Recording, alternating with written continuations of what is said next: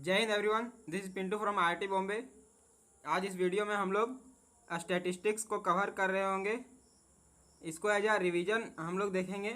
इसमें हम लोग डिस्कस करेंगे बेसिकली मेन, मीडियन, मोड, और फिर देखेंगे इन तीनों के बीच में क्या रिलेशन है। अब इसका एक ट्रिक बताएंगे और फाइनली हम लोग मोस्ट इम्पॉर्टेंट पार्ट को डिस्कस करेंगे, जो कि है मीन डेविएशन, स्टैंडर्ड डेविएशन और वेरिएंस, जहाँ से मैक्सिमम क्वेश्चन आता है। तो आइए देखते हैं मीन को पहले।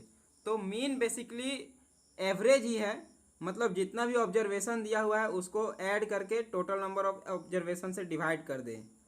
और फिर ये कौन सा फॉर्मूला है, तो जब डेटा जो है सो ग्रुप करके दिया हो तो हम इसको यूज करते हैं। जैसे कि 5 कोई का 3 मार्क्स आया तो 5 बार लिखेंगे 3+3+3, उससे बढ़िया है कि हम 3×5 कर दें। उस तरह सारा ऐड हो जाएगा और टोटल नंबर ऑफ फ्रीक्वेंसी, मतलब जितना सबको जोड़ देंगे तो वो ये फॉर्मूला नया, मतलब ये ग्रुपिंग डाटा का है। अब एवरेज मीन, अब जैसे कि एक किसी क्लास में 2 सेक्शन है, अब दोनों सेक्शन का अलग अलग मीन आया, तो अगर हम नया मीन निकालना चाहें कि ओवरऑल उस क्लास का कितना मीन है, तब ये फॉर्मूला अप्लाई होता है। तो बेसिकली हम उस क्लास के टोटल मार्क्स को जोड़ देंगे और दोनों क्लास में मिला के कितना स्टूडेंट है उससे डिवाइड कर देंगे। तो इसके जगह पे हम लिख सकते हैं n into mean of X, इसको इसके जगह पे लिख सकते हैं m into mean of Y, और यही हम यहाँ पे किए हैं। तो ये नया फॉर्मूला बन गया। अब अगर मीडियन की बात करें तो मीडियन, अगर हम सारे ऑब्जर्वेशंस को असेंडिंग या डिसेंडिंग ऑर्डर में अरेंज कर दें तो जो मिडिल ऑब्जर्वेशन होगा वही हमारा मीडियन होगा। जैसे कि टोटल 5 ऑब्जर्वेशन है तो जो थर्ड ऑब्जर्वेशन होगा वही हमारा मीडियन होगा। लेकिन मान लीजिए 6 ऑब्जर्वेशन है टोटल, तो इसमें दो दो तो साइड हो गए, बीच में थर्ड और फोर्थ बच रहा है, तो वही थर्ड और फोर्थ का जो एवरेज होगा वही हमारा मीडियन होगा। और मोड सिंपल है, जो सबसे ज़्यादा बार आएगा, मोस्ट फ्रीक्वेंट ऑब्जर्वेशन, वही हमारा मोड होगा। अब आता है relation between mean, median and mode. तो ये सिंपल है, 3 median is equal to 2 mean plus mode. तो ये तो हमें जनरली याद नहीं रहता, भूल जाते बार बार। तो इसका एक सिंपल सा ट्रिक है। अगर आप स्ट्रेट लाइन में सेक्शन फॉर्मूला पढ़े होंगे तो उसमें किसी रेशियो में m/n रेशियो में डिवाइड होता है तो बीच का कोऑर्डिनेट लिखना होता है। उसी प्रकार से यहाँ भी कर दिए हम, मीन, मीडियन, मोड को लिख दिए हैं सीरियल वाइज, और यहाँ 1:2 का रेशियो दे दिए हैं। अब क्या करते हैं, जिस तरह वहाँ होता है उसी तरह से यहाँ भी फॉलो करेंगे। Median is equal to 2 mean plus 1 into mode, यानी सिंपल मोड, अपॉन 2+1। अब बात करते हैं डेविएशन की।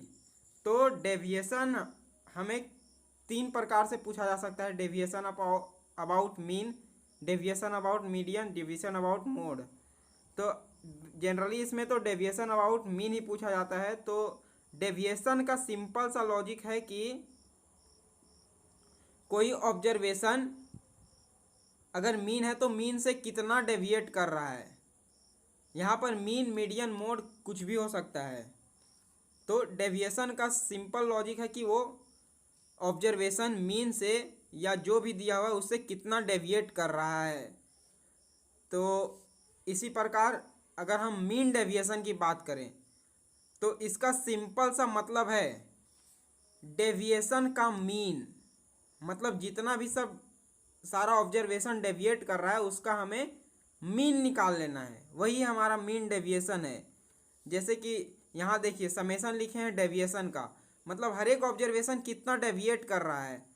अब सबको जोड़ करके n से डिवाइड मार दिए जितना टोटल नंबर ऑफ ऑब्जर्वेशन है, तो यही आ गया हमारा मीन डेविएशन। अब कोफिशिएंट ऑफ मीन डेविएशन क्या होता है, तो मीन डेविएशन अपॉन मीन, ये आपको याद ही रखना होगा। और वेरिएंस का सिंपल सा लॉजिक है, अगर ये लाइन आप याद रखते हैं और यहाँ पर ये लाइन याद रखते हैं तो ये चीज़ आपको आसानी से समझ आ जाएगी। तो वेरिएंस का सिंपल सा मतलब है स्क्वायर ऑफ डेविएशन का मीन।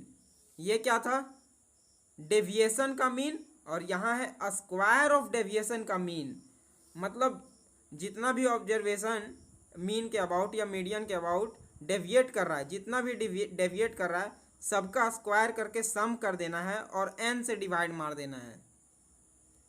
तो इसका एक नया फॉर्मूला इसको एक्सपेंड करने पर ये भी आ जाता है।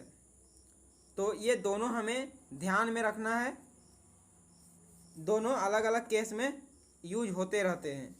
अब आइए फाइनल केस पे आते हैं, स्टैंडर्ड डेविएशन। स्टैंडर्ड डेविएशन क्या है? ये है अंडर रूट ऑफ वेरिएंस। जैसे कि वेरिएंस था सिग्मा स्क्वायर, तो ये है बेसिकली सिग्मा।